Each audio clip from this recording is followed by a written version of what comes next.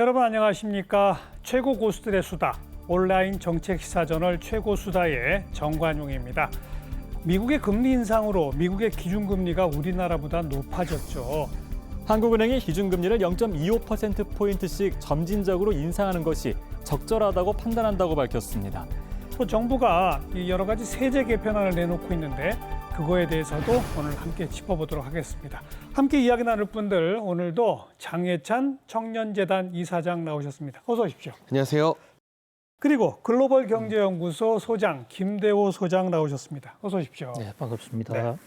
소장님 이제 금리 이야기 하기 전에 금년 우리 경제 성장률이 얼마나 될 것이냐. 그나마 상반기에는 거리두기가 풀리면서 민간 소비가 살아가지고 2.9%라면 꽤 높은 성장률을 기록했잖아요. 예. 하반기엔 어떨까요? 한마디로 지금 우리 성장률은 최악의 악조건 속에서도 상당히 선방했다 이렇게 볼 수가 있습니다. 예. 미국의 경우에는 1, 2분기 다 마이너스 성장을 했고 전 세계가 어려움을 겪고 있는 상황 속에서 1분기 0.6, 2분기 0.7 이것을 합해서 전년 동기 대비로 평균하면 2.9% 성장을 했습니다. 예. 상당히 양호한 실적이라고 볼 수가 있고요. 예. 특히 러시아가 우크라이나를 침공한 게 2월 24일인데요. 그 피해가 집중적으로 밀어 닥쳤음에도 불구하고 우리 경제 성장률은 2.9%로 상당히 선방했다. 이런 식으로 가면 최소한 2.5% 연간 성장을 할 수 있거든요. 전년 대비해서. 그렇습니다. 예. 조금이라도 플러스 성장을 3분기와 4분기 해준다고 그러면 당초 한국은행이 목표로 했던 2.7 또 뭐 한번 욕심을 내볼 예. 수가 있을 것 같은데 예. 현재 하반기에 워낙 지금 변수가 많기 때문에 2.5 내외 성장할 것으로 이렇게 예측이 되고 있습니다. 게다가 좀 국제적인 상황이 IMF는 세계 경제 성장률을 자꾸 하향 조정하고 있지 않습니까? 그만큼 국제 환경이 안 좋고 이 전쟁도 언제 끝날지 모르고 그런 상황인 거죠. 사실 코로나 시기 동안 전 세계적으로 또 미국 포함해서요 돈을 굉장히 많이 풀지 않았습니까? 예. 시장에 그 유동성이 넘쳐나다 보니까 물가가 감당하기 힘든 수준으로 올라가게 되면서 물가 잡으려고 각국에서 다 이제 금리를 올리고 있습니다. 그러면 당연히 경제 성장률은 조금 둔화가 될 수밖에 없는 이 인플레이션의 위기가 찾아오고 있는 것이고 예. 또 중국이 지금 제로 코로나를 하겠다면서 계속해서 경제 봉쇄 정책을 펼치고 있고 우크라이나와 러시아와의 전쟁도 언제 끝날지 모르죠. 도무지 기약이 안 보이는 상황에서 반도체나 여러 가지 부품의 공급에 차질이 생기면서 세계 경제 전망 하반기에도 어려울 수밖에 없어 보입니다. 이제 금리 얘기로 가서 미국 물가 상승률이 뭐 9.1% 이런 거 기록하니까 0.75%씩 올리는 이른바 자이언트 스텝까지 해서 결과적으로 우리보다 금리가 더 높은 금리 역전 현상이 벌어진 거 아니겠습니까? 예. 이렇게 한미 간의 금리가 역전되면 진짜 우리 나라에 있는 외국 자본이 빠져나갑니까? 총체적으로 우선 말씀드리면 너무 크게 걱정할 필요는 없다 이렇게 봅니다만은 예. 그러나 이제 경제 이론적으로 놓고 볼 때요. 최근에 미국이 금리 인상을 하면서 야기된 한미 금리 역전 현상이 최근에 3번 있었습니다. 근데 3번을 다 조사해 보니까 우리 돈이 미국으로 간 것이 아니라 미국 돈이 한국으로 오히려 더 많이 들어간 그래요? 거꾸로 자금이 유입됐습니다. 그것은 금리 때문이 아니라 다른 요인들이 다 더 많이 작용했거든요. 예. 그런데 지금의 상황, 한미 간의 금리가 역전되게 된 그 요인이 중요한 것 같습니다. 우리가 IMF 금융위기라든지 그 이전에 몇 차례 한국발 금융위기가 있었을 때는 우리 경제가 어려워서 금리가 역전된 적이 있습니다. 그때는 돈이 실제로 빠져나갔습니다.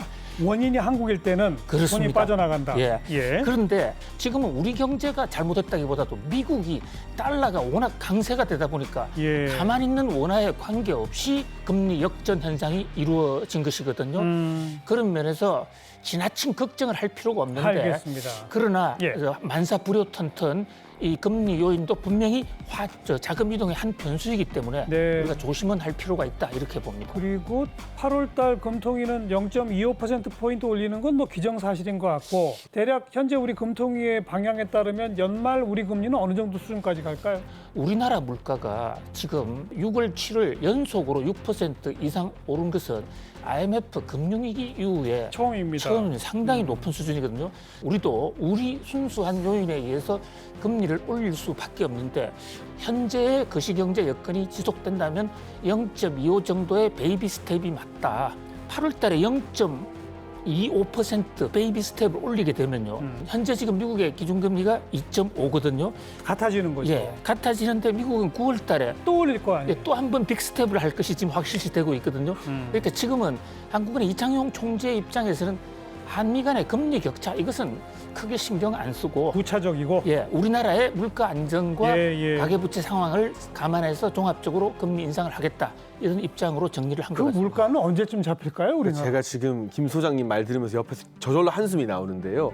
정부에서는 인플레이션 가속화를 억제하기 위해서 물가 안정 범부처 작업반을 운영하면서 물가 대책을 지금 챙기고 있습니다. 유류세 법적 최대 한도인 37% 인하, 그리고 농축산물 비축 물량 풀고 소고기, 닭고기 등에 대해서 예. 생필품 관세를 완전히 낮추는 등등의 조치를 하고 있는데요. 그런데 애초에 올 여름쯤이면 물가가 좀 잡히지 않을까 했는데 이건 어디까지나 우크라이나와 러시아의 전쟁이 조기 종결되는 것을 전제로 하는 상황이었는데 지금이 전쟁이 길어지다 보니까 필수 생필품 요즘 반도체 안 들어가는 제품이 없잖아요. 그렇죠. 반도체 공급이 안 되면서 자동차부터 전자기기 등등 수급이 안 되다 보니 물가 잡는 데 다소간에 좀 어려움을 겪고 있습니다. 자, 그러다 보니까 이제 금리가 올라가고 아마 연말까지 가면은 3%를 넘어설지도 모르는 금리 기준금리가 그렇지 않습니까?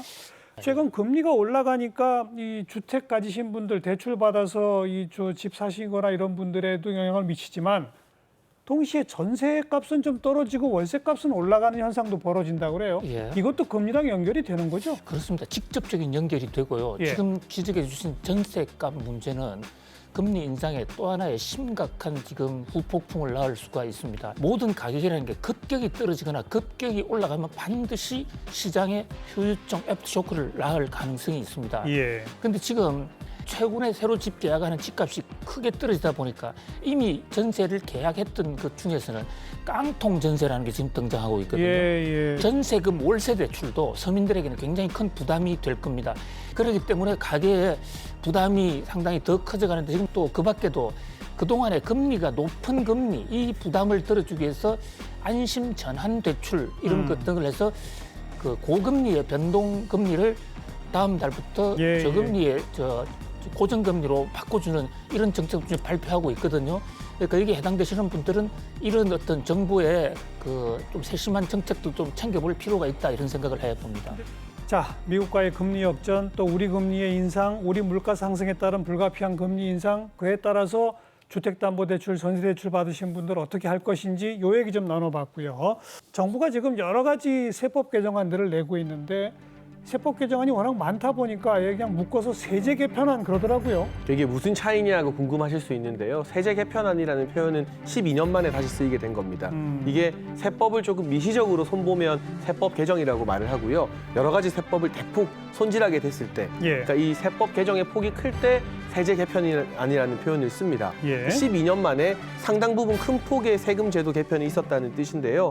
외국인세 15개 항목, 그리고 관세 3개를 포함해서 18개 법률을 개정할 예정인데요. 기재부의 설명에 의하면 이번 예. 세제 개편안으로 오히려 저소득층에서 더 큰 혜택을 보게 될 것이다 라고 발표하고 있는데요. 예. 크게 소득세, 법인세, 종부세를 인하한다는 것인데 경제 활력을 제고하고 민생 안정을 이 세제 개편안을 통해서 꾀하겠다는 것입니다. 예를 들어서 연봉 3천만 원 정도의 근로자가 세금 27%가 감소하는 반면 소득세에서는 네, 그렇다는 1억 거죠? 5천 이상의 고연봉자들은 1% 정도만 감소하기 때문에 상대적으로 이 저소득층이나 일반 중위소득 근로자들이 받게 되는 혜택이 더 크다고 할 수 있습니다.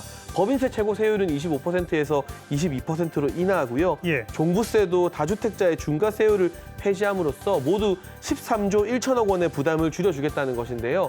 눈여겨볼 점은 이렇게 줄어든 이 13조 가량의 세수를 민간의 투자로 또 잘 이끄는 그러한 대응책도 함께 나오면 좋을 것 같습니다.